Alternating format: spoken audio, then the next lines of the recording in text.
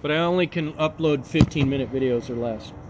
Go for it. Because I don't have a cell phone. Because I don't have a fucking serial number that's supposed to be me. Oh, that number. Have you ever met?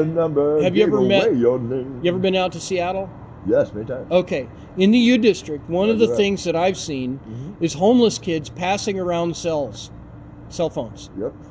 Just passing them around, like not even like give it back to me, but just here you go. And they'll make a phone call to mom, whatever's going on. They pass on the phone. Sharing is caring. And so a cell phone number is in no way, shape, or form an identity. Attached to It one is single not person. legit for an identity. For sure. Okay. So to reiterate for the audience. Let me get it straight. I'm speaking with, my name's Arthur, and you're going to tell me about space programs? Yes. All right. I'm going to tell you why I'm so critical of NASA, because I respect him so much. And we mentioned before I turned on the camera that pretty much all the tech now is based off of what Russia and the West did. Yeah. With respects to England and Germany especially, for what they contributed, because they were in that thing. All right, and Japan did a lot space too. Program, but it was much later, right? China did have a space program. What year did their space program finally get? The Chinese space program pretty much what year it was? took a huge boost when Clinton came along. Right. Because he gave them all kinds of shit that the American public did not catch on about really until much later, and I'm quite sure would not have approved. The funding wouldn't have been there? Not about funding. The Chinese provided the funding. Clinton gave over the tech. We're getting into economics. I'm not talking about economics. I don't give a shit about economics. Right. You brought up economics. It takes money. And the record will show. I'm trying to get straight. So I said Sputnik or Voyager because my knowledge is limited. Okay. Sputnik was the shot heard around the world for space. Right. They were first, right? And it really did help to scare the shit out of center west Americans who are by their nature isolationist. And if you look at why they left Europe, and for a specific period of time, we're like, we don't give a shit what war is going on over there because we don't have to be involved because we live in Kansas and it's a long goddamn ways away.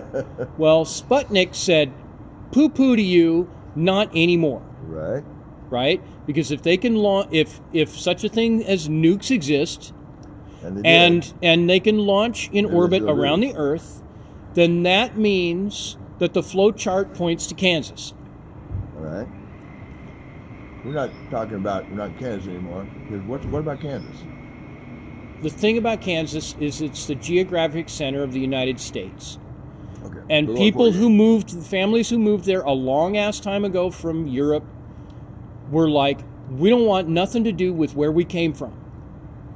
They changed their names when they hit Ellis Island. They kept, their religion or their culture or whatnot, but they're like, you guys fight too much, we're going to go farm. Anybody comes on my farm without my permission, chasing my daughter without talking to me, I got a shotgun. But fuck off. Just like the Mormons? Something like that. Okay, go ahead, man. The Mormons are a whole different story. Space program. Yeah. Space program. And the Mormons are deeply interested in space, which is a whole thing all by itself. They believe they're going to have their own damn galaxy or something when they die. They have weird beliefs. I'll let them tell that side of the story. Right. Okay. They're fancy underwear. To get back to it, is who's the hot shot for space tech these days? It is undeniably SpaceX. SpaceX, a company. SpaceX. Yep, and it's headed up by a guy named Elon Musk.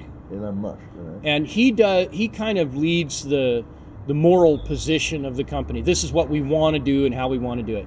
But he's got a gal who is his office gal. Oh, that's similar. And she's got strong ties with price. What's that? Similar to Richard Brannon. I missed exactly what you said because you were speaking over me. Possibly, I'm trying to get a little bit of lowdown here. You're talking about the cutting edge of space exploration. The cutting edge of space exploration is Elon Musk these days. Elon Musk. Yes. And didn't Richard Brannon get involved in a similar endeavor?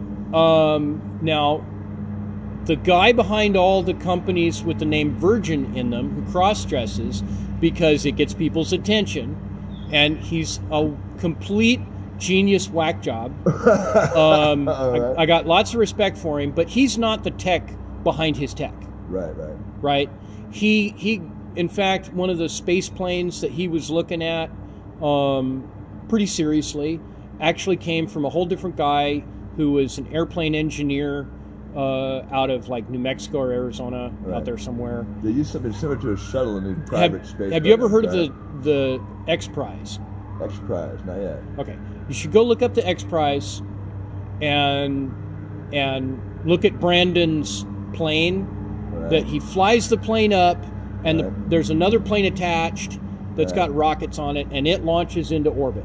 Richard Branson is actually a pilot? No, he's a businessman. Okay, so that's the money he was put into the program. He's the adventure businessman. Right. He does really ballsy projects because he feels like it. Well, he's a billionaire, which is kind of like Elon Musk, except Elon Musk also is the kind of guy who goes down to the shop floor and helps them technologically solve the problems. He really does. Right? Which is why he's crazy. Has the knowledge, but Brandon's more just the money. I had heard of these before, these private space programs.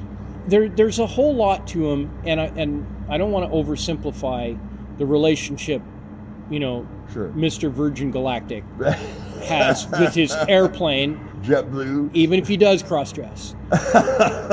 Who knows exactly how that works? I don't. All right, man. Okay. But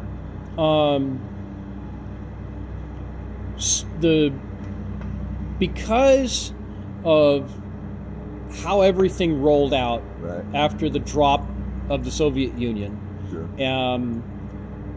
space.